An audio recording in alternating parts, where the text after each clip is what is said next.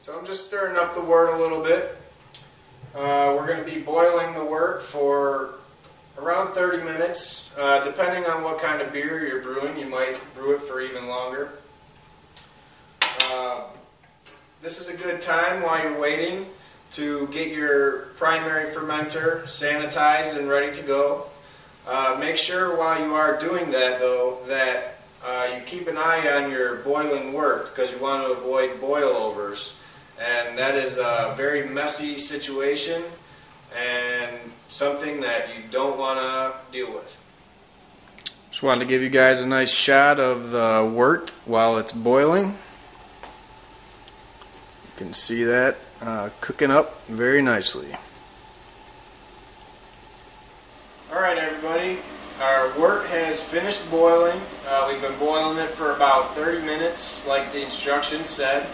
Now it is time to cool our wort down. We have to bring it down below 70 degrees Fahrenheit so we can add our yeast without killing the yeast. At this point, most seasoned home brewers will use a wort cooler. It's a coil of copper tubes that you run cold water through. This is home brewing 101, and we're just going to use a simple home remedy for cooling our wort. We're going to take our brew kettle and we're going to set it in the sink with a bunch of ice. As you can see, I have taken our brew kettle with the hot wort. That's what it's looking like. And I've put it in the sink. We're going to let it cool with some ice around it.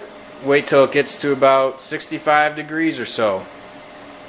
Also, at this time while we're waiting, we're just going to make sure our primary fermenter is nice and sanitized, and we're going to add some cold mineral water to that. So we'll do that next. Okay, we're back. Our brew kettle with our wort is still cooling in the sink. We're getting very close to that 65 to 70 degree temperature range. Here we have our primary fermenter. We've properly sanitized it already.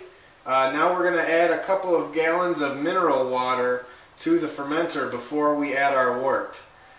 We use mineral water because it provides for maximum yeast efficiency. The yeast love those little minerals in the water.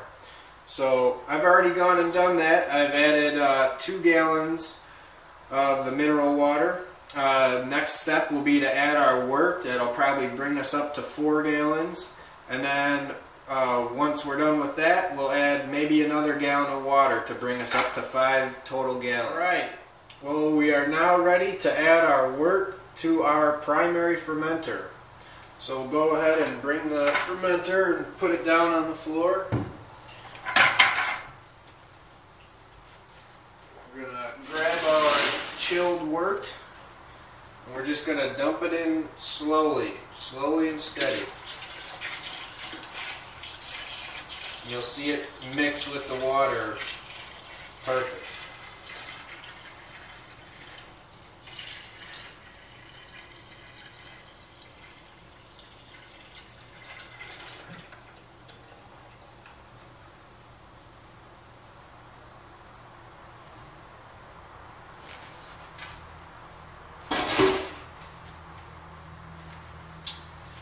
And it looks like we have a little bit of room left over, so we'll go ahead and add some extra water.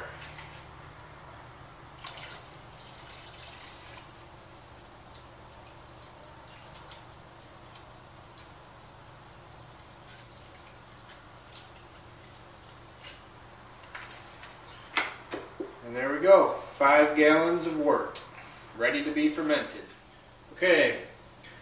We have our 5 gallons of wort in our primary fermenter. We have our sterilized hydrometer here, and we're going to go ahead and get a gravity reading on our wort before we add the yeast. So you just set it in there, give it a little spin, and see what it settles out at. Looks like we are settling out right above 1.4. Looks like we're going to make a good beer. Okay, the last step in our process is we're going to add our little friends, the yeast. Just a tiny little packet. We're going to sprinkle it over the top of our wort.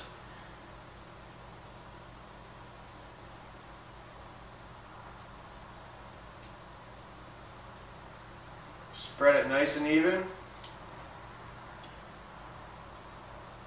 And then we're going to take a sterilized stirrer. You can use a spoon or any type of equipment you want, and you're going to just go in there and swirl the yeast around a couple times. Okay, now we're done with that. We'll set that aside. And the last thing to do is add our lid to our primary fermenter. Remember the airlock I told you about before? We're going to add a little bit of water about halfway up on that. Do that really quick.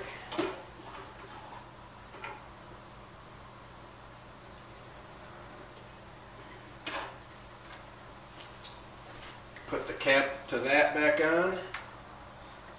And then we just add it on top of our primary fermenter. Make sure it's on tight. And now we just wait for the yeast to do their job. Within the next day, the yeast should start fermenting.